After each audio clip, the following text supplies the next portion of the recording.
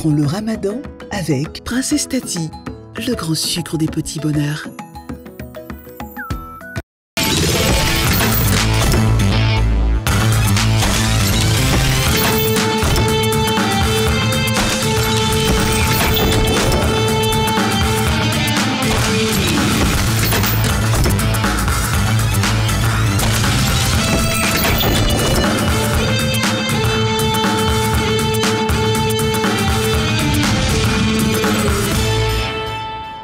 Aujourd'hui, dans cette émission, vous aurez la suite de ce que nous avons démarré hier. On va évoquer, mettre encore sur la table de discussion, l'article 427 du nouveau code pénal en Côte d'Ivoire qui vise à renforcer la protection des femmes contre les violences et surtout à garantir leurs droits. Aujourd'hui aussi, dans cette émission, on parlera de senteurs au fil des astuces, de grands arrêts. Sinon, un troisième que nous allons aussi vous offrir, ce sera l'enquête de la matinale, oui, incursion, immersion dans des sujets qui nous concernent, qui vous concernent, qui concernent bien sûr tout le monde. Bonjour à tous et bienvenue. Vous êtes à Matin Bonheur, c'est un plaisir de vous retrouver sur la chaîne qui rassemble. Aujourd'hui, nous sommes mercredi, ce sera donc un cours de mercredi que nous allons vous offrir. Et ce cours de mercredi, il commence avec un élève de la classe, que nous allons recevoir dans quelques instants, quelques secondes seulement, pour d'abord la revue des unes. On va parcourir l'actualité, on va feuilleter les pages de notre actualité, tout simplement. Et ensuite, on va faire immersion dans un sujet que vous connaissez, qui nous intéresse tous. Renaud, ça peut aller? Ça peut aller. Très cher. Comment ça va? Ça va super bien. J'ai même oublié mes lunettes là-bas. Ah, ok. Baturé, on va voir les lunettes. On va voir mes lunettes, s'il te plaît. Sinon, c'est flou en ce moment. Non, je ne vois absolument ça, rien. Combien? Toi aussi, c'est 2. Ah, ok. Et ça, c'est combien? 3. Ah, ok. Ça va. Merci, frère. Bon, mets les lunettes. Voilà. Oh, les mimi des mimi. On va s'installer. On va s'installer. Alors, on aura la revue, Oui. Aujourd'hui. Combien de titres? 3 sujets, puisqu'on a l'enquête aujourd'hui. T'es pas inspiré aujourd'hui? Non, on a l'enquête qui va nous prendre suffisamment de temps, donc ouais. on a réduit les sujets pour la revue des unes aujourd'hui. Bien sûr. Okay. Voilà. Donc, 3 sujets pour la revue. Ensuite, on aura à vous proposer l'enquête de la matinale et vous aurez au fil des astuces. Dans cette émission, on va parler maintenant de droit avec Sandrine Adon qui va revenir, bien sûr, sur ce sujet très intéressant. Ce sera la suite de ce que nous avons démarré hier. Et on rappelle que tout ce que nous disons ici, c'est au nom du droit ivoirien. Alors, sans plus tarder, on va partir avec la revue. On va feuilleter les pages de l'actualité. Surtout, on va vous inciter à acheter les journaux. Arrêtez de titrologuer. Achetez, c'est important. À tout de suite. Amis téléspectateurs, chers parents, chers petits amis, bonjour et bienvenue sur RTI1 pour le rendez-vous de notre famille, de nos enfants. Ici c'est Awané, l'émission des enfants les plus gentils du pays.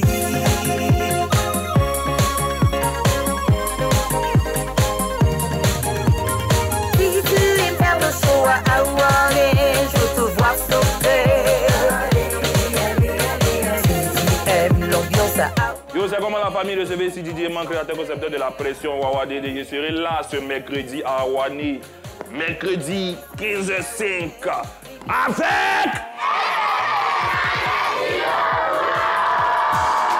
Retrouvez Tata Naomi ce mercredi à partir de 15h05 sur RTI1. Awané, c'est chic avec Tata Naomi.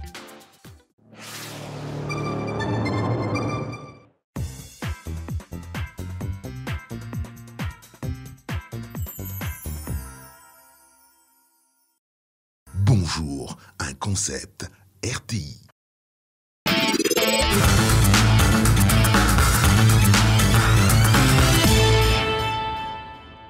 Bonjour à tous et merci de nous retrouver pour ce numéro de la revue des unes qu'on ouvre à Yamoussoukro, où le Sénat était réuni en séance plénière hier.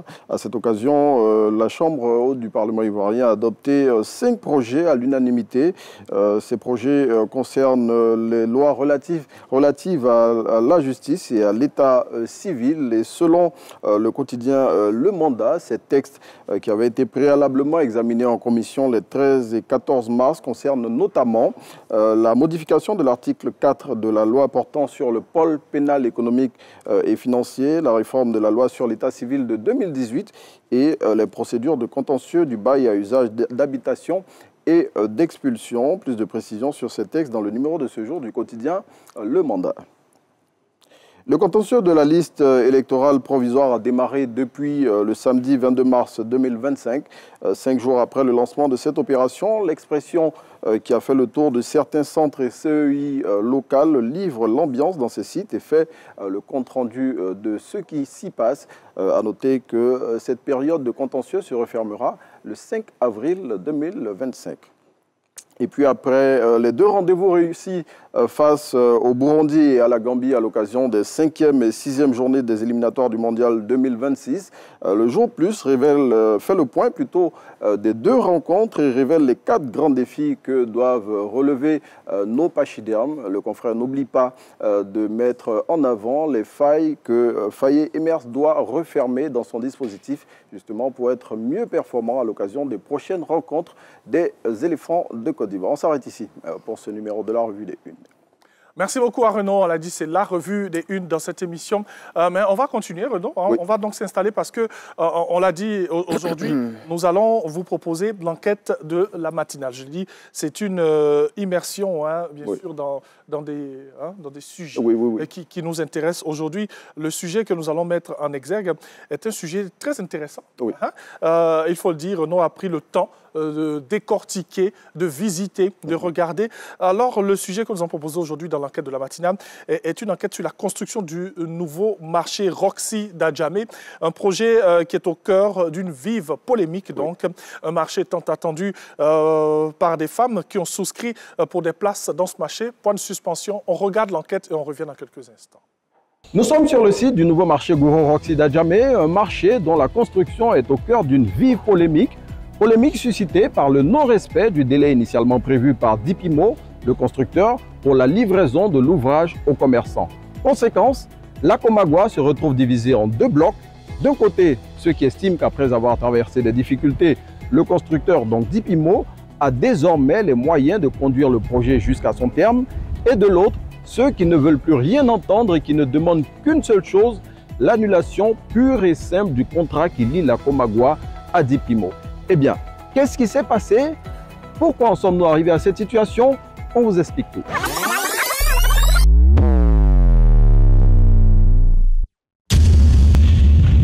Jeudi 13 janvier 2022, pose de la première pierre du nouveau marché Gourou d'Adjamé Roxy par Farikou Soumaoro, maire de la commune d'Adjamé.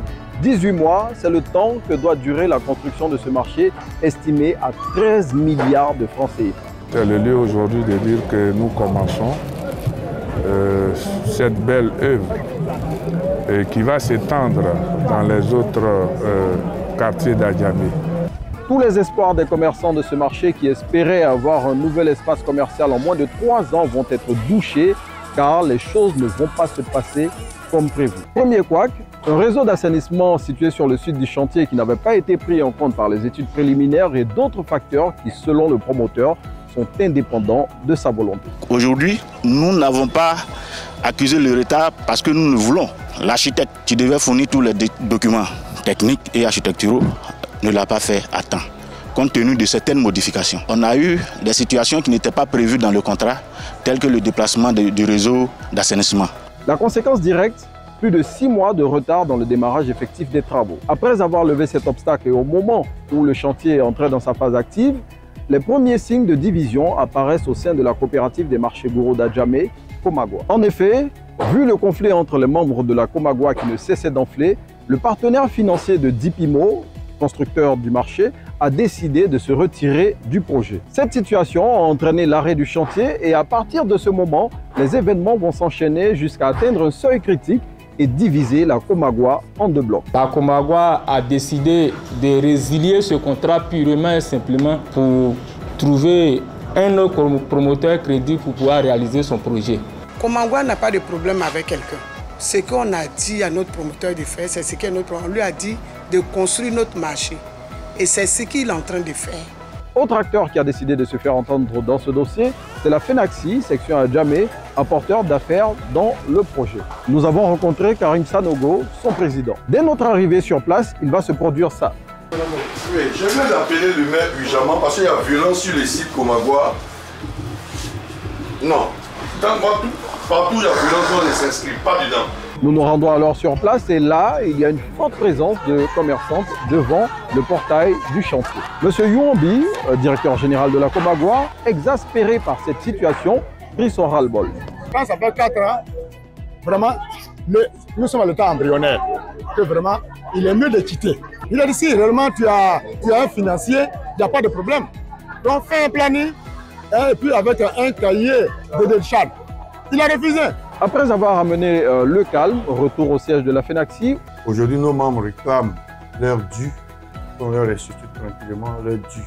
Sur le chantier, le calme est revenu, mais résultat des courses, le responsable juridique et le directeur commercial de Dipimo, brièvement interpellés, et le chantier du marché fermé sur instruction du premier magistrat de la commune d'Adjamé.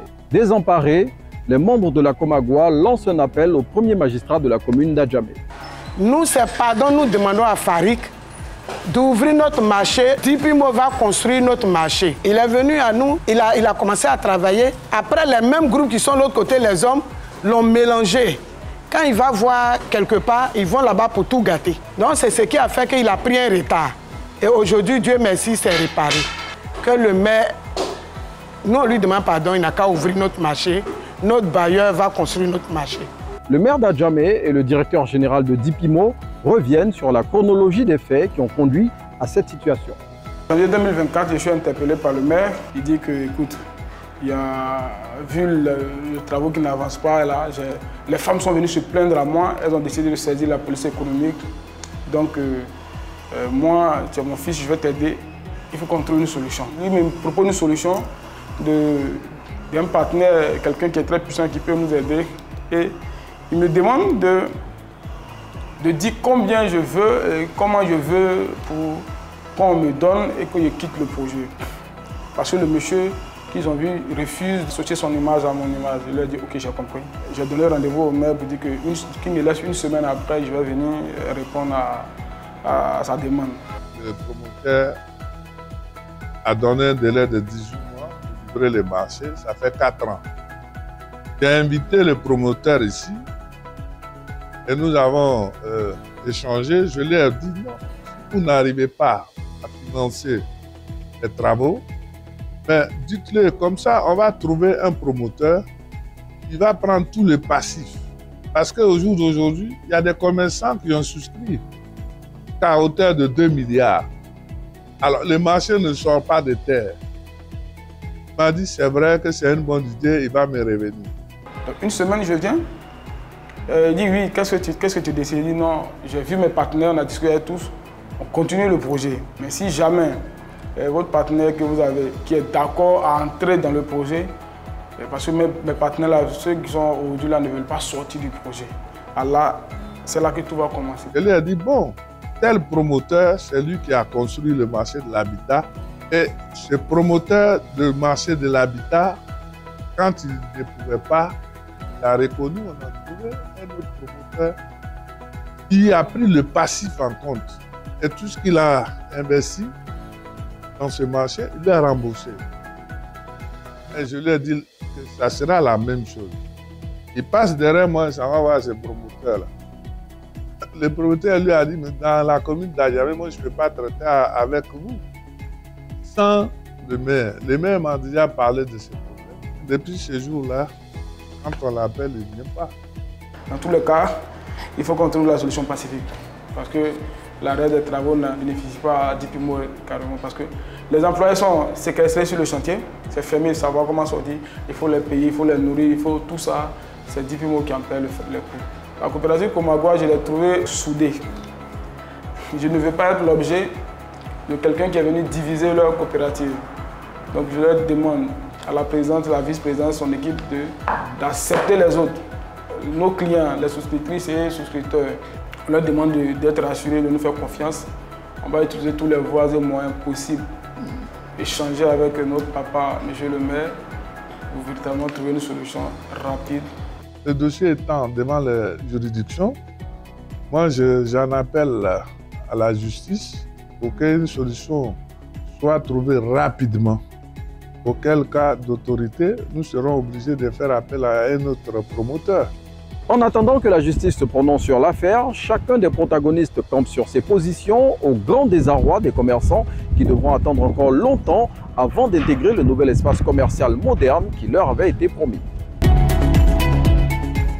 Voilà, nous sommes de retour dans cette émission après l'enquête de la matinale. C'est le premier élément que nous vous proposons. Soyez donc habitués à avoir des enquêtes sur des sujets très importants de notre société. Renaud qui a proposé cette enquête, hein, déjà, moi j'aime bien ce que j'ai vu. C'était bien mené, franchement. Et puis, mais qui a fait le montage? Touré Ndagiri, oui. Je dis donc. Chapeau. Hein, voilà, je ne l'ai pas fait seul. Et puis, c'était sous la supervision, bien évidemment, de la rédactrice en chef, Anne-Delika Aura, qui a apporté des orientations, des corrections et tout ça. On a dû courir. Mais maintenant, concernant le contexte même de l'enquête qui a été menée, il faut dire qu'on l'a tournée pendant près de 3 mois. Ah, ok. Voilà, Je me demandais comment ça a été mené, le process. Non. Quand on arrive là. Bon, je veux dire, on a fini l'enquête. Maintenant, après, il y a la post-prod. Avec toutes les corrections. Bon, elle devait être diffusée depuis un bon moment, mais bon, au niveau de la post-prod, vous savez comment ça se passe. Et puis, avec le bic rouge de la rédactrice chef, il fallait refaire ceci après, refaire tel autre. Donc, ça a mis du temps. Mais voilà le résultat qu'on a. Et pour revenir au sujet, justement, l'enquête a été faite dans des conditions, je ne dirais pas difficiles, mais un peu tout comme, parce que pour avoir les différents intervenants et aller sur les différents sites, souvent, on a été confronté à des difficultés, surtout que le sujet aussi était un peu compliqué lui-même, parce que le projet a démarré depuis près de 5 années maintenant. Voilà, avec à chaque fois des difficultés rencontrées par le promoteur, comme on a pu le voir dans l'enquête avec les interventions des différents protagonistes. Aujourd'hui, bon, parce que finalement, ce qu'on doit retenir, c'est que le chantier, il est toujours fermé. Voilà, il est toujours fermé. La fermeture a été demandée par le maire d'Adjamé, qui a pris pour cela un arrêté municipal, suite, il faut le noter, à différentes manifestations qui avaient eu lieu sur le site du chantier et devant aussi, il y a eu des échauffourées à chaque fois. Donc le maire, pour ramener la quiétude dans sa commune, a demandé que le chantier soit fermé et que les différents protagonistes s'entendent, parce que les protagonistes, ce sont les membres de la coopérative des marchés gouraux d'Adjamé qui sont divisés après avoir été ensemble pour pouvoir mener ce projet. Aujourd'hui, ces membres-là sont divisés parce qu'entre eux, il y a des querelles.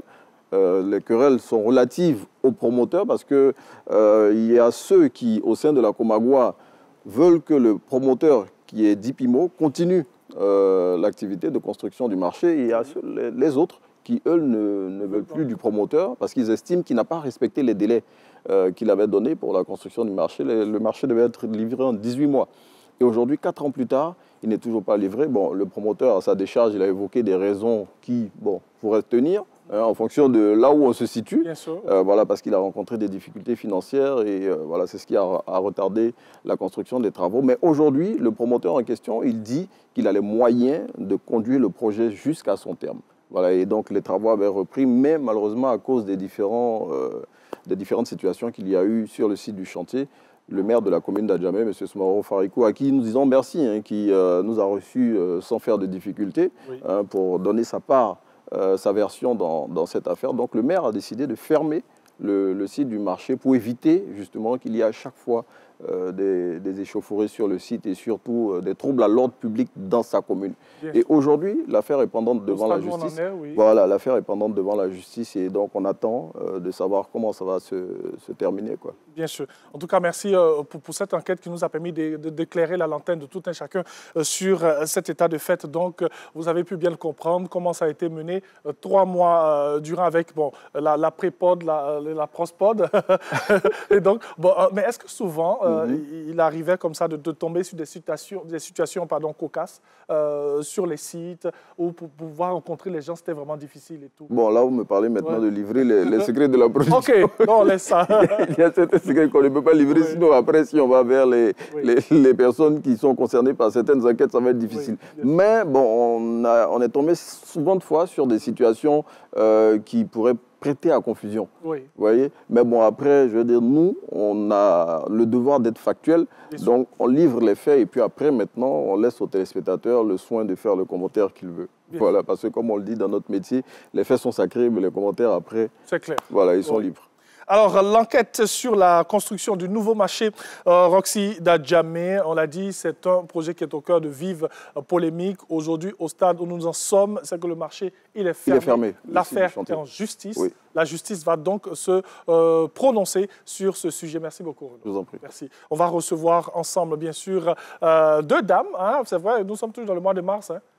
Voilà, c'est vrai qu'on parle de... Il reste encore quelques jours. Comment? Il reste encore quelques jours. Il reste encore quelques jours. On va reprendre notre culotte.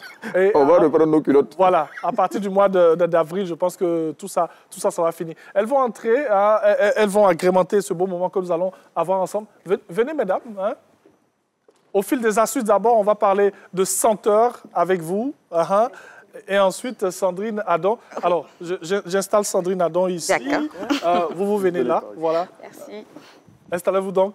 Allez-y. Donc, voilà. Non, reste quelques secondes seulement. Hein. Tu es pressé, tu es parti où hein. Ça va être l'enquête est finie, va aller souffler un peu. Allez, on fait le récap de ce que nous allons voir tout au long de cette émission pour la suite. On va parler de senteur au fil des astuces. Et ensuite, nous allons avoir Sandrine Adam qui va revenir sur notre sujet. Oui, on va parler de protection de la femme dans le code pénal. Et on va voir spécifiquement des aspects pratiques. On va aller sur les cas pratiques pour expliquer de manière claire et pratique les situations. On aura peut-être certaines situations cocasses, des choses auxquelles on ne pense pas, mais qui sont sanctionnées par la loi. Et je pense que ça sera très bien. Bien sûr. Et on aura aussi des cas pratiques. Bien sûr, tout à fait. On aura des cas pratiques parce qu'il faut vraiment aller au cœur de nos maisons, de nos familles. Des réalités qu'on vit au quotidien, qu'on ne pense pas être prévues ou encadrées par la loi. Mais c'est ce qu'on va voir aujourd'hui. Il dit que le code pénal nous regarde tous les jours. Bien sûr. Merci beaucoup, Sandrine Adam.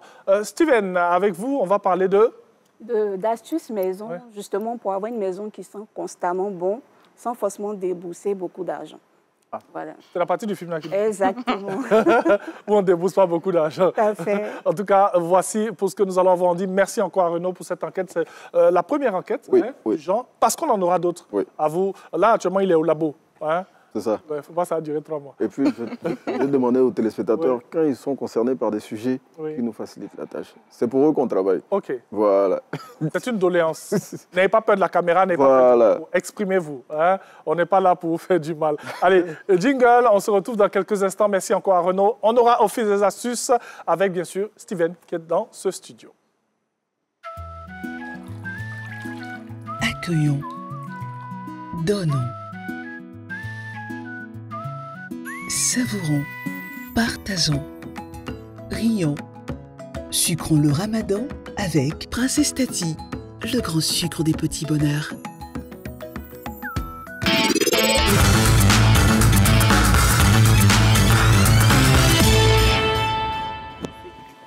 Aujourd'hui, comment parfumer sa maison de façon naturelle? Exactement. Oui. Donc, on a cette astuce-là. Vous allez prendre des petits morceaux de savon. En fait, c'est pour avoir une maison, comme je disais tantôt, mais vraiment qui sent bon, sans forcément avoir déboursé beaucoup d'argent. Et c'est une astuce qui marche, mais vraiment. Ça dit que vous avez une maison qui sent bon constamment.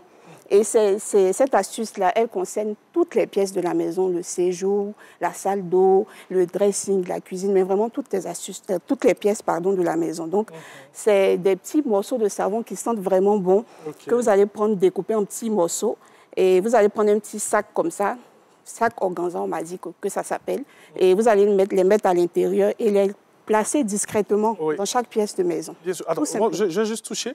Quand vous parlez de petits savons qui sentent bon, ce sont les savons parfumés. Exactement, les petits savons parfumés. Donc, peu importe. Peu importe. À partir du moment, enfin, vous choisissez bien sûr la senteur qui vous sied, qui vous convient. Et puis bon, voilà. Ça peut être de la lavande. Moi, j'ai pris de la pomme. Ça peut être de la lavande, ça peut être de la vanille. Mais vraiment, une senteur qui vous parle, voilà. Oui, bien sûr. Ce que vous aimez. Hein? Exactement. Ça sent super bon. Qu'est-ce qu'on a? Ça, qu'est-ce que c'est? C'est un savon à la pomme, comme je disais. À la pomme, oui. Uniquement, parce que je vois, il y a du vert. Oui, le blanc aussi.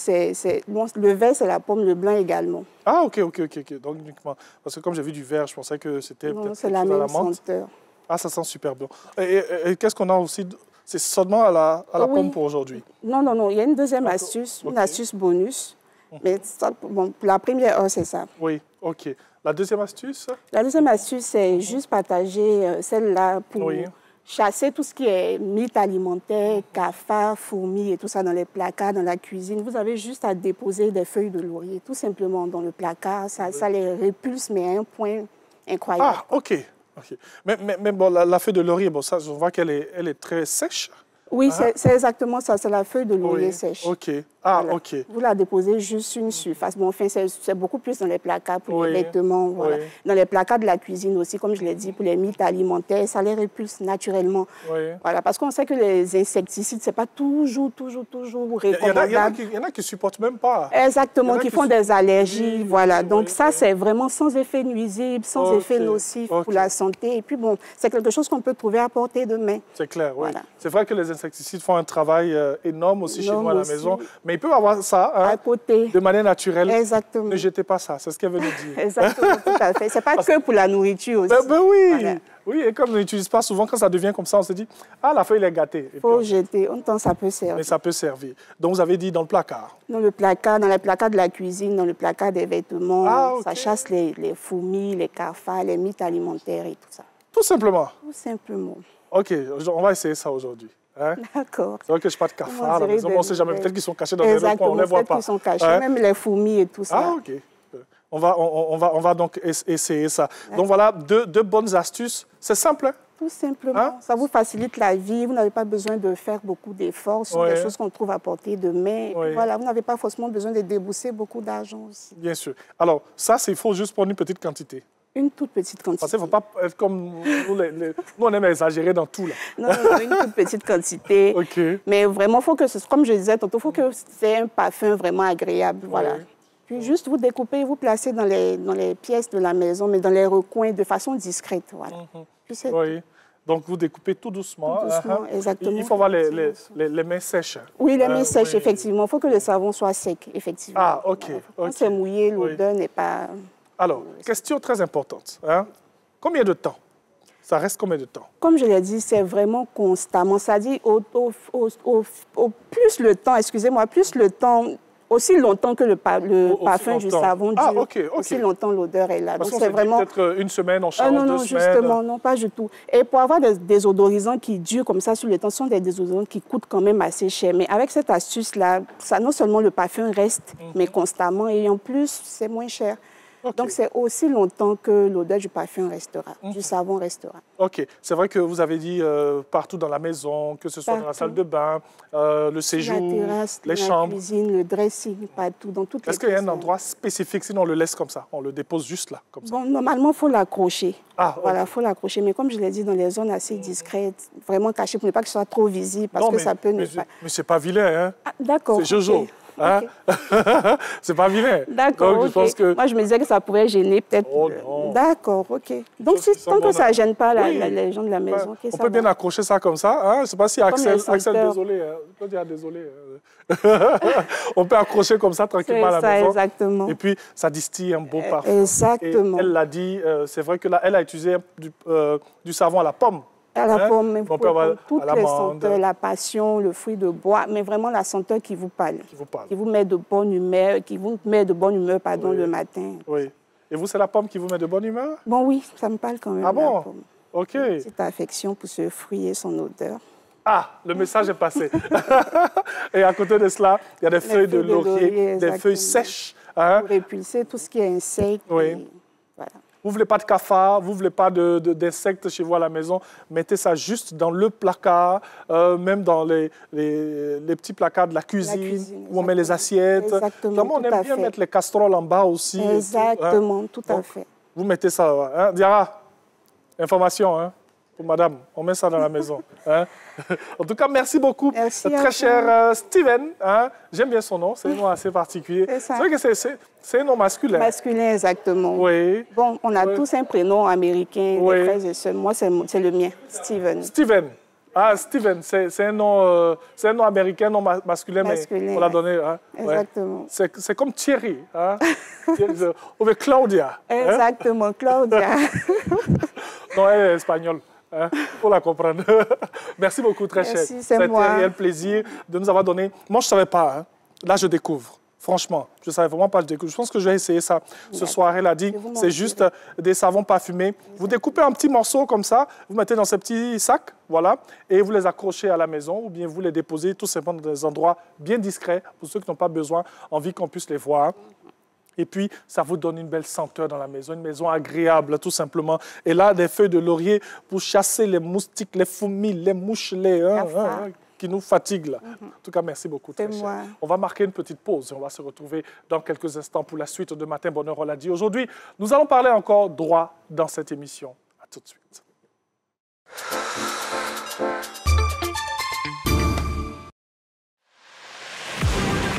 Envie de devenir millionnaire? C'est maintenant ou jamais. Avec le jeu RTI Millionnaire Cash, tente de gagner 1 million de francs CFA cash et deviens le super millionnaire de la semaine. Envoie vite cash, C-A-S-H, par SMS au 98 114 et tente de gagner des enveloppes de 50 000, 100 000 et le super lot de 1 million de francs CFA.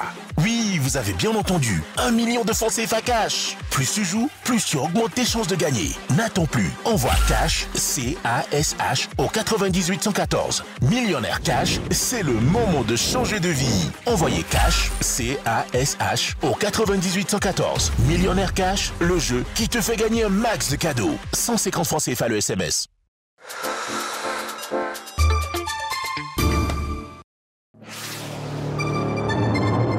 Amis téléspectateurs, chers parents, chers petits amis, bonjour et bienvenue sur RTI1 pour le rendez-vous de notre famille, de nos enfants. Ici c'est Awané, l'émission des enfants les plus gentils du pays.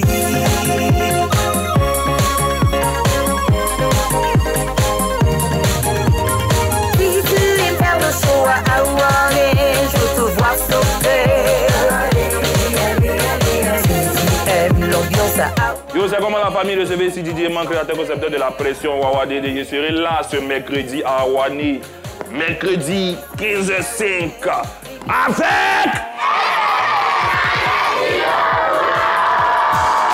Retrouvez Tata Naomi ce mercredi à partir de 15h05 sur RTI1. Awané, c'est chic chic chic avec Tata Naomi.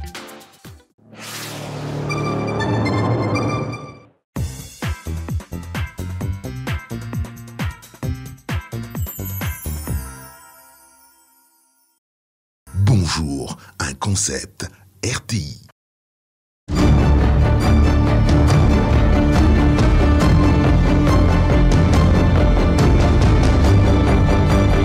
Niala, ma meilleure ennemie, bientôt sur RTI1. Une création originale de RTI Distribution. Il faut faire des compromis. FEMUA 17, l'événement qui fait vibrer l'Afrique. Du 15 au 20 avril 2025 sur les chaînes du groupe RTI. Associez votre image à cet incontournable festival avec une couverture médiatique et des émissions exceptionnelles sur nos supports télé, radio et digitaux. Du bronze au black, nos packages sponsoring s'adaptent à votre ambition. Une visibilité média premium pour des résultats garantis. FEMUA 17. Faites rayonner votre marque au rythme de l'Afrique. Offre limitée, contactez-nous maintenant.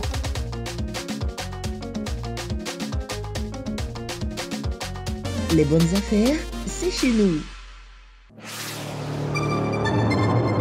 Magazine éducatif, Épelle-moi. Épelle-moi Côte d'Ivoire est un jeu concours national d'orthographe lexicale. Une compétition orale d'épellation qui célèbre la maîtrise de la langue française et renforce les compétences en orthographe, vocabulaire et grammaire. Gaspillage. Le genre et le nombre. Ce jeu concours éducatif et enrichissant inspire et transforme notre jeunesse en quête de connaissances. B-E-R. Absorber. Diffusion tous les mercredis à 16h sur RTI 1.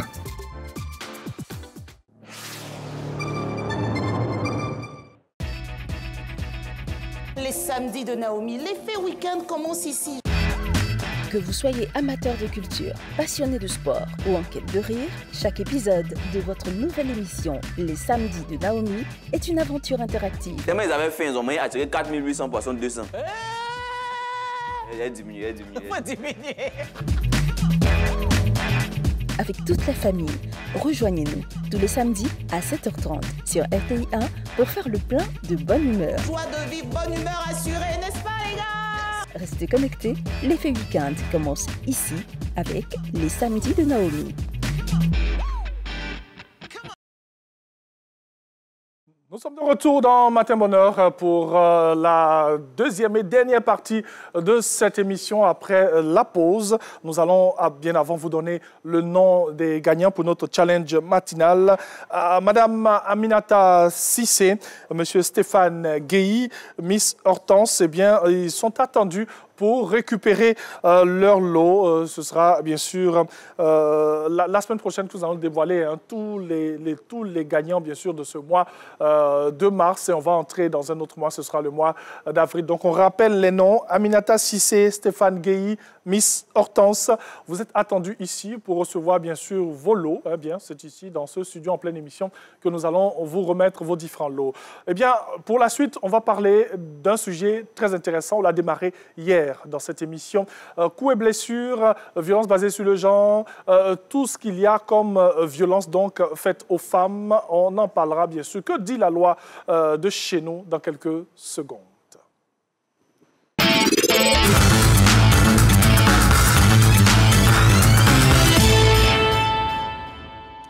Sandrine Adon est avec nous aujourd'hui. Rebonjour Sandrine. Bonjour Thierry. Ça va bien? Ça va très bien. Est-ce qu'aujourd'hui on s'est bien réveillé? Oui, plutôt bien. Plutôt bien? Plutôt bien. Ah, ok. Il n'y a pas de problème. Alors, on part avec notre sujet. D'accord. On a commencé hier. On fait un petit récap de ce qu'on a dit hier? Oui, bien sûr. Allons-y. Hier, on a présenté en fait ce qui pouvait exister comme sanction ou comme infraction en matière d'atteinte à la femme prévue par le Code pénal. On a également parlé de l'intérêt de connaître justement ces différentes situations-là et surtout, on a répondu à la question de savoir pourquoi est-ce que les sanctions existaient, mais que les infractions continuaient d'exister. On s'est rendu compte que finalement, c'est à cause du défaut de dépôt de plainte de la part des victimes parfois, et aussi et surtout parfois de la pesanteur sociale, de tout ce qu'il y a autour de nous. Donc finalement, on a conclu qu'il fallait aller à une certaine sensibilisation et une formation et information sur ces infractions-là. Je pense que notre thème d'aujourd'hui tombe à propos parce que justement, on va porter l'information qu'il faut à toutes ces personnes, autant les femmes que les hommes, parce qu'en fait, à toute la population ivoirienne, on va lui dire. Moi, j'avais une question hier, je pense que je vais la poser maintenant, avant qu'on ne puisse continuer avec ça. Aujourd'hui, ça va être exclusivement des cas pratiques. D'accord. Nous allons proposer à Sandrine Adon. C'est vrai que lorsqu'il y a ces violences-là et qu'il faut que cette personne concernée, la victime, puisse avoir cette volonté de porter plainte et tout. Si elle ne le fait pas, vous l'avez dit, le procureur peut pas aller chez elle à la maison. Pour certaines infractions. Pour certaines infractions. Certaines infractions. Le procureur ne peut pas se permettre quoi que ce soit. Mais s'il y a des personnes autour, s'il y a des témoins, est-ce qu'on peut se permettre, nous, de poser cette action en justice quand on sait que quand une personne est en danger, il faut sauver cette personne? Oui, bien sûr, parce que là aussi, l'omission de porter secours, c'est aussi une infraction. Mais il y a également ce fait-là, c'est-à-dire dénoncer. Il y a la dénonciation qui existe. Donc, on peut dénoncer et le procureur va se saisir de l'affaire, c'est-à-dire qu'on porte l'information au procureur. Par exemple, on a eu écho d'une telle situation qui prévaut dans tel élément. Et si ce n'est pas une infraction qui est subordonnée à la plainte de la victime, le procureur jugera de l'opportunité de la poursuite pour pouvoir donc poursuivre cette infraction-là ou sanctionner le coupable ou diligenter des enquêtes dans le but de découvrir le coupable et poursuivre la personne. Donc, on peut le faire, on peut dénoncer. Peut-être que notre dénonciation aussi peut aider les personnes qui ne veulent pas aller jusqu'au bout à... Peut-être qu'ils n'y arrivent pas parce que souvent dans certaines situations, je dis toutes les mauvaises actions de la personne en face de nous pèsent moralement. C'est pas faux. C'est vrai qu'on n'a pas toujours cet accompagnement psychologique dont on a besoin autour de nous. Et quand on n'en a pas, c'est vrai qu'on peut se sentir très faible, ne pas avoir la force de le faire. Donc, et surtout qu'on est protégé en Côte d'Ivoire, les dénonciateurs sont protégés. Donc, on n'est pas obligé de connaître notre identité pour ne pas aussi être celui qui va subir plus tard, ne sait-on jamais. Mais c'est possible de dénoncer et le procureur jugera de l'opportunité de la poursuite pour poursuivre l'affaire. C'est important de dénoncer, vous pouvez sauver des vies, tout simplement. Ne disons pas, j'ai pas envie d'être bateau, non. On ne saura même pas que c'est vous, en fait. Mais sinon, j'ai envie de dire c'est du bon pour Atoya. Bien sûr, très utile, très utile si ça peut sauver des vies. Alors, cas pratique maintenant, dans cette émission. Kaolo est une jeune femme victime de violences conjugales. D'accord. Tout le monde lui dit que c'est comme ça et qu'elle doit supporter. Voilà. Mais Kaolo veut croire qu'il est possible de voir son bourreau de mari subir la rigueur de la loi. Elle veut savoir si la loi pénale prévoit une sanction spécifique pour son mari qui la bat et la harcèle. D'accord. Ouais. Alors, comme on l'a dit tout à l'heure, Kaolo est dans une situation grave. Et malheureusement, les personnes autour d'elle sont en train de lui dire que c'est normal et qu'il faut supporter. Malheureusement, il faut déjà que nous, les personnes autour, on arrive à dépasser cela. On ne sait pas ce que la personne vit au quotidien. Ce n'est pas à nous de lui dire qu'elle peut supporter. À sa place, on ne l'aurait pas forcément supporté. Donc, déjà, il faut ce changement de mentalité-là de manière sociale. Et puis, au plan pénal, qu'est-ce que la loi prévoit? Oui, la loi prévoit des sanctions spécifiques à l'encontre du conjoint de Kaolo qui est en train d'agir de cette manière-là. Elle a présenté deux situations. Elle a dit que son conjoint la battait et qu'il la harcelait. Donc, le fait de la battre peut tomber sous le coup des coups et blessures volontaires prévus par la loi. Et dans ce cas-là, la loi prévoit, si vous voulez, 4 sortes de situations. La première, on peut aller jusqu'à un emprisonnement qui va de 5 à 20 ans. Si les coups et blessures ont entraîné la mort, même si on n'avait pas l'intention de donner la mort. Donc, on risque jusqu'à 20 ans d'emprisonnement. Dans le deuxième cas de figure, on part entre 5 et 10 ans d'emprisonnement si les coups et blessures ont entraîné des amputations ou des mutilations. Et là, il y a une, comment on appelle ça, il y a une amende qui va en plus de 100 000 à 1 million de francs CFA. Donc ça, c'est le deuxième cas de figure. Le troisième cas de figure, vous avez 1 à 5 ans d'emprisonnement si, bien sûr, disons, les coups et blessures ont entraîné une incapacité totale de travail supérieure à 10 jours. Donc, à partir de ce moment-là, vous risquez de 1 à 5 ans d'emprisonnement et une amende qui peut aller jusqu'à 1 million de francs CFA. Et puis, à la fin, vous avez le dernier cas qui n'est pas le moindre, mais dans ce cas-là, ça n'a pas entraîné soit l'incapacité totale de travail ou alors c'est inférieur à 10 ou inférieur à 10 jours. Donc, dans ce cas de figure-là, vous risquez entre 1 mois et 1 an d'emprisonnement et puis une amende qui peut aller jusqu'à 500 000 francs CFA. Donc, vous voyez qu'en fonction de ces degrés-là, la situation peut dépendre. Donc, ça peut, en fonction de ce que Kaolo vit ou la conséquence, si elle est en train d'en parler, on est certain qu'on n'est pas dans le premier cas. D'accord. Donc, à partir de ce cas de figure-là, on a les autres situations qui prouvent que son mari peut subir la rigueur de la loi. Mais il y a également une chose qu'il faut préciser, c'est que lorsqu'il s'agit d'un conjoint, ça devient une circonstance aggravante. Donc, à partir de là, les peines peuvent être portées jusqu'à 20 ans d'emprisonnement parce que, justement, c'est le conjoint qui est à la base ou qui est le coupable, ou c'est sur le conjoint qu'on a perpétré ces coups et blessures volontaires. Donc, son conjoint peut subir la rigueur de la loi en ce qui concerne déjà les coups et blessures en fonction du cas dans lequel elle se trouve. Deuxième cas de figure, elle nous dit également que son mari la harcèle. Alors, dans notre droit, dans le code pénal, le harcèlement entre conjoints est prévu. Parce que la loi s'est rendue compte qu'on ne se limitait plus qu'au travail, dans le cadre professionnel, mais à la maison.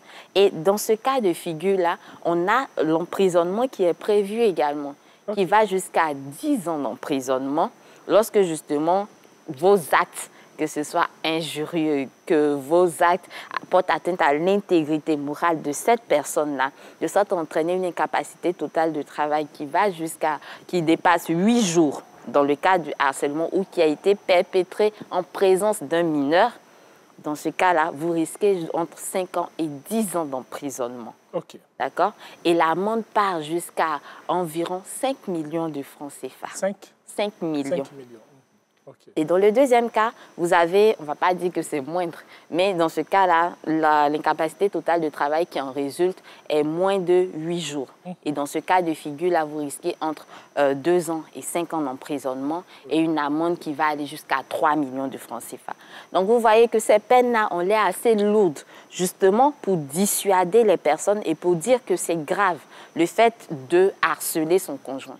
Mais en Côte d'Ivoire, on ne fait pas de cumul de sanction, donc de cumul de peine. C'est-à-dire quoi? Si on est dans le premier cas, que son mari prend la peine maximum en ce qui concerne les coups et blessures, qui va jusqu'à 20 ans, et dans le deuxième cas, il prend la peine maximum qui va jusqu'à 10 ans d'emprisonnement, on ne va pas cumuler. Pour faire 30 ans. Pour faire 30 ans, non. On va prendre la sanction la plus élevée pour sanctionner autant les deux infractions.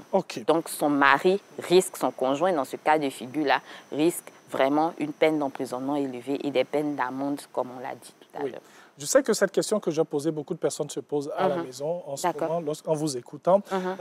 C'est le mari, c'est l'époux qui pose ses actes. Voilà ce qui se passe. Il a ses sanctions et tout. Est-ce que la loi prévoit l'après?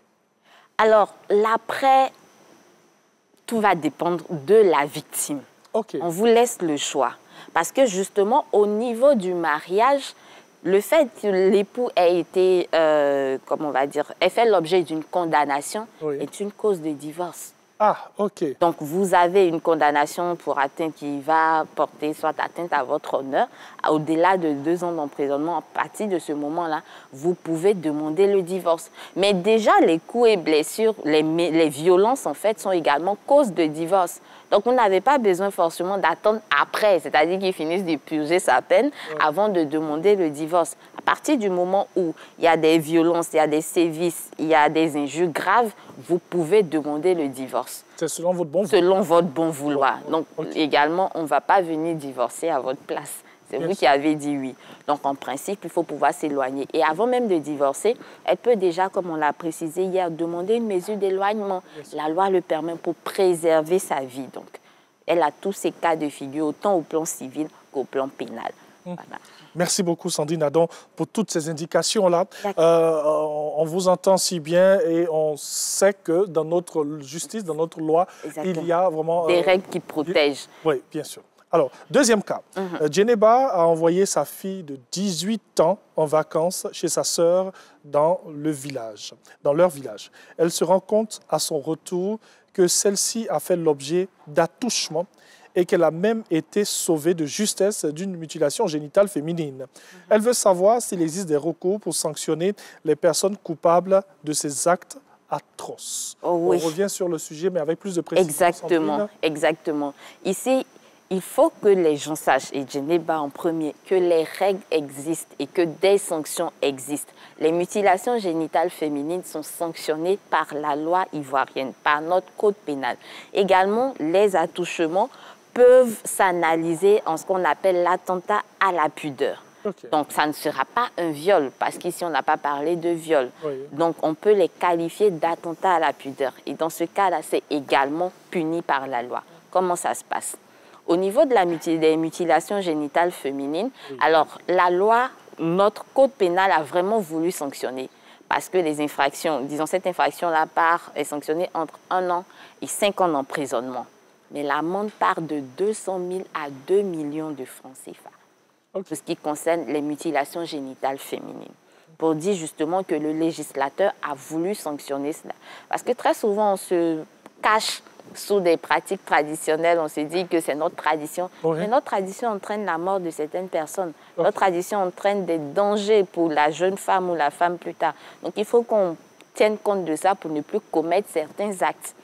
Donc, à partir de là, les sanctions sont possibles. Et comme on l'a dit hier, le législateur a tellement voulu ratisser large que les parents qui sont informés de la situation et qui ne disent rien ou qui ne font rien pour empêcher cela, ici, par contre, on dit qu'elle a été sauvée de justesse. On espère que ce sont les parents, donc elle, ses parents, qui ont mis quelque chose en place pour justement la sauver la sœur en question. Parce que justement, on part sur les parents, on part sur les alliés jusqu'au 4e degré. Donc, ça veut dire qu'on ratisse l'âge. Et à partir de ce moment-là, si vous êtes dans ce grand lot que vous n'avez rien fait, vous risquez la même peine qu'on vient de citer. Et en plus des parents de la victime, il y a également les parents de l'auteur de l'acte. Les parents, le conjoint même et les alliés qui sont punis de la même peine. À partir de ce moment-là, on ne cherche même pas à savoir si la loi ne dit pas qui était au courant. Dans le cas des parents de la victime, on dit qui était au courant. C'est-à-dire les parents, les alliés qui savaient et qui n'ont rien fait pour dénoncer dans le cadre de la victime. ils subissent cette peine-là. Mais dans le cas de l'auteur de l'acte, la loi prévoit qu'ils sont punis de la même peine. On ne précise même pas qu'ils étaient au courant ou bien qu'ils ont participé, rien du tout. À partir du moment où c'est votre mari, ou c'est votre enfant, ou c'est votre allié, vous subissez la rigueur de la loi. Donc, à ce niveau-là, les personnes coupables de cette atrocité-là peuvent faire l'objet de sanctions. Et en ce qui concerne également les attouchements, comme on l'a dit, on peut les qualifier en attentat à la pudeur. Ce sont des agressions sexuelles. Donc, il faut arrêter de banaliser, de dire que non, ce n'est rien. Soit c'est des enfants qui jouent ensemble. En plus, elle a 18 ans, comme on le dit. Donc, elle est majeure. Et ici, on n'a même pas besoin d'attendre que ce soit sa mère même qui prenne l'initiative. Parce qu'elle est majeure, elle peut porter la plainte d'elle-même. Et la loi, si elle en est consciente, bien sûr, et on espère que cette information-là va entrer dans l'oreille autant des jeunes filles que des femmes, des jeunes femmes, on va le dire, ou des jeunes adultes, pour qu'ils n'attendent plus que ce soit les autres qui prennent l'initiative à leur place. Quand on sait qu'on est victime, il faut pouvoir prendre l'initiative pour préserver son intégrité autant morale que physique. Donc ici, elle peut porter plainte tranquillement parce que la loi aussi ne subordonne pas la plainte à l'initiative de la victime. Donc on peut dénoncer et puis le procureur se saisira, comme on l'a dit au départ, de l'affaire. Et le coupable risque entre 1 an et 3 ans d'emprisonnement en ce qui concerne l'attentat à la pudeur qui est une agression sexuelle. Merci beaucoup. À vous, très chère Sandrine. Dans un autre cas, D'accord. Sophie, c'est une fille attiée. Bien sûr. Comme vous. Hein? Sophie a épousé Kambou depuis sa jeunesse. Aujourd'hui, Kambou est décédé et la belle famille de Sophie veut la contraindre par tous les moyens à épouser Koto, le petit frère de Kambou, afin de garantir la pérennité de la famille. Ils la soumettent, bien sûr, quotidiennement à des rituels déshonorants et menacent de lui refuser aussi l'accès à la succession de Kambou si elle ne le fait pas. Elle veut savoir que prévoit la loi. Alors, dans ce cas de figure-là, malheureusement, ce sont des choses qu'on remarque assez dans notre environnement. Peut-être pas forcément à Abidjan, mais quand on s'éloigne, on va dans nos contrées, on voit qu'il y a des pratiques qui persistent parfois. Je pense qu'il y en a qui importent ça à Abidjan, bien sûr, on va le dire. Donc, déjà, les mariages forcés sont réprimés par la loi. Notre loi ivoirienne, on l'a brossée hier, interdit les mariages forcés. Et le législateur tient compte tellement des situations sociales qui peuvent exister que quand bien même on ne reconnaît pas le mariage traditionnel ou le mariage religieux célébré à part, c'est-à-dire en dehors de l'union civile, mais dans ce cas de figure-là, on sanctionne même si ce n'est qu'une union religieuse ou une union traditionnelle qu'on veut imposer à la personne. Par exemple, on sait que si on va devant le maire, on va attendre que la personne vienne dire oui. Donc peut-être qu'on va voir qu'on est en train de forcer la personne. Donc on va se dire qu'on va célébrer ça au village, en famille, entre nous. Mais même là encore, le code pénal nous prévient que le législateur prend ça en compte. Donc pour ce qui concerne les mariages forcés, la sanction va jusqu'à 5 ans d'emprisonnement. Donc, chers parents qui êtes pleins, on sait que vous regardez Matin Bonheur. Si vous avez l'intention de contraindre quelqu'un à un mariage forcé, rappelez-vous que vous risquez 5 ans d'emprisonnement maximum. Et n'oublions pas que la personne qui va vous dénoncer ou qui va vous pousser à commettre cet acte-là n'est pas en train de mal agir. Elle est en train de respecter la loi. Et puis à côté, il y a un petit élément que je voulais... On nous a dit ici qu'elle subit des rituels déshonorants. Alors, il faut dire que dans notre code pénal, le législateur a aussi mis l'accent sur cette situation-là. Parfois, sous le couvert de rites traditionnels, on a des pratiques qui sont vraiment déshonorantes et qui portent atteinte à l'intégrité physique et morale de la personne. Il faut le dire, c'est également sanctionné par la loi. Et vous risquez jusqu'à 5 ans d'emprisonnement. Vous dites à une personne comme ça, bon, promène-toi dans le village, tout le monde doit savoir que, par exemple, c'est toi qui as perdu ton mari, donc tu dois te porter et te promener en petits vêtements, tout le monde doit te voir, de sorte à ce qu'on démontre que c'est toi qui subis toute la douleur du monde ou qui la ressens, ou alors rase-toi la tête, mets de l'huile rouge, de l'alcool, je ne sais pas, mais des pratiques. Ou du kaolé, comme on dit et tout. Tant que la personne estime que c'est une pratique déshonorante qui va porter atteinte à son intégrité physique et morale, on peut poursuivre. Donc, nos rites traditionnels, certes, mais il faut faire attention parce que ce n'est pas nous qui subissons. On fait subir cela à d'autres personnes et le code pénal sanctionne cela. Donc, dans les 2 cas, les coupables risquent jusqu'à 5 ans d'emprisonnement. Qui sont les coupables? C'est ce que j'ai envie de dire. Alors, ici, les coupables, c'est ceux qui en sont les instigateurs. Ici, on nous parle de la belle famille. On est d'accord que ce n'est pas toute la belle famille. Oui. Mais si on arrive à identifier, il peut avoir l'auteur et n'oublions pas qu'il y a des complices. Oui. En droit ivoirien, en règle générale, le complice est puni comme auteur. Donc, si vous avez aidé par fourniture de moyens, c'est-à-dire, on doit lui raser la tête et puis verser de l'alcool, vous êtes celui qui l'a maintenu. Un autre a fourni l'alcool. Un troisième, vous êtes... Toutes ces personnes. Voilà. Donc, à partir de ce moment-là, on peut aller jusqu'à tous ceux qui ont aidé d'une manière ou d'une autre. Donc, il faut faire très attention aux actes qu'on pose. Et ici, comme elle s'appelle, Sopi, a l'opportunité de poursuivre, de porter plainte parce que la loi la préserve. Et le mariage, même s'il est célébré, il peut être annulé si c'est un mariage civil parce que justement, il y a des interdictions. Si c'est un mariage coutumier. Si c'est un mariage coutumier, il n'existe pas au regard de la loi. Il n'a pas de valeur juridique, mais on peut en Voilà, non, on peut sanctionner. On peut sanctionner. Ici, en fait, c'est la petite distinction qu'il faut faire. La loi permet de sanctionner. On ne reconnaît pas que votre union existe au regard de la loi, mais parce que vous avez commis un acte qui est répréhensible au regard de la loi, vous allez subir la rigueur de la loi. Donc, pourquoi faire subir une rigueur de la loi pour un acte qu'on ne reconnaît pas? Donc, autant, voilà, ne pas s'y adonner. Mais si quelqu'un est indélicat, comme dans le cas de la belle famille ou de l'ex-belle-famille de Sopi, elle peut facilement poursuivre. C'est vrai que les parents actifs vont lui en vouloir. Ah, vous les avez déjà séparés, l'ex-belle-famille? Oui, moi je les ai séparés parce que le mari est décédé. Donc, voilà. Alors, dernier cas pratique pour terminer. Aïcha, dans le cadre de ses études, est à la recherche d'un code sur les violences faites aux femmes en Côte d'Ivoire. Elle se demande si un tel recueil existe. Alors, non. Non. Malheureusement, on n'a pas un recueil dans ce ordre-là. Donc, il faut ratisser large. Et il faut chercher, en fait, dans le code. Et là, c'est peut-être un plaidoyer qu'on va faire. C'est vrai qu'on va dire que encore les femmes. Mais on est d'accord que si on a un recueil qui permet de ressortir les différents textes, on ne demande pas forcément de créer un nouveau texte.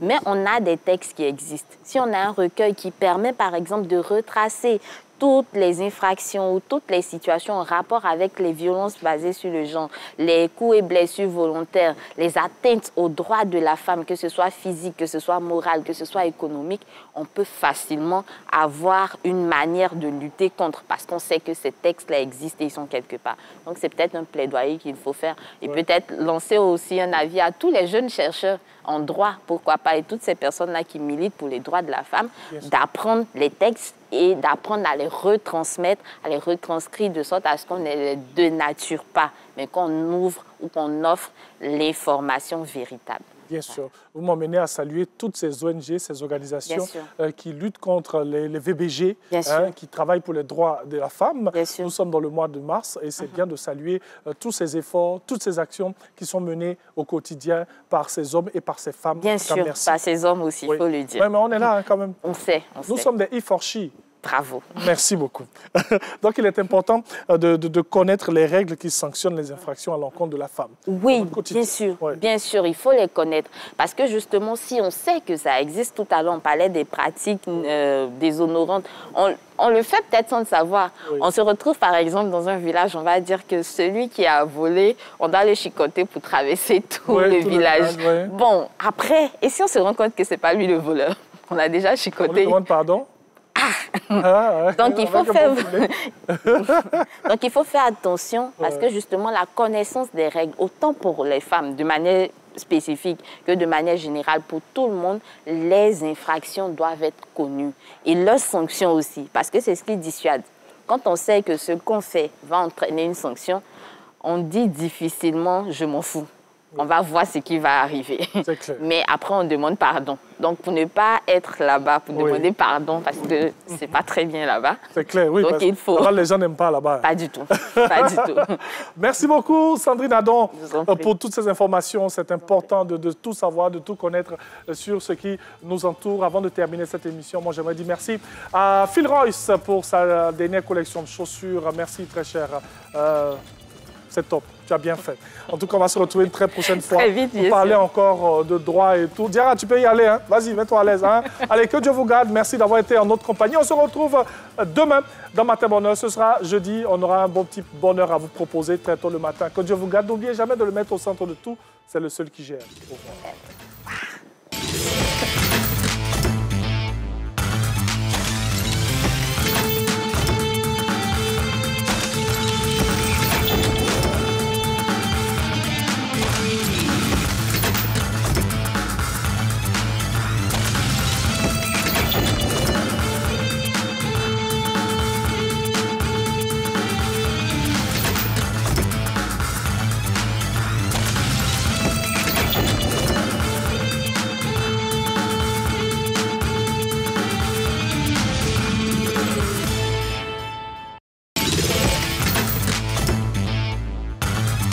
Le Ramadan avec Princesse Tati, le grand sucre des petits bonheurs.